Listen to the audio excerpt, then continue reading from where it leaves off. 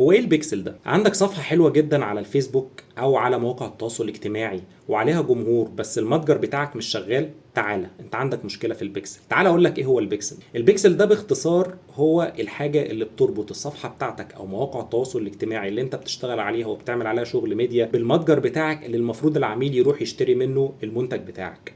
البيكسل باختصار هو طريقة احنا بنقول بيها لمواقع التواصل الاجتماعي مين الناس اللي بتدخل المتجر بتاعنا. طب ده مفيد في ايه؟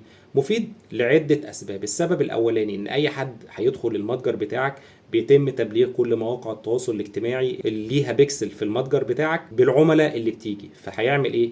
لو سيادتك عامل اعلان على اي منصة، الاعلان ده هيوصل للناس اللي دخلت المتجر بتاعك، فاحتمالية ان هم يشتروا المنتج بتاعك بتزيد.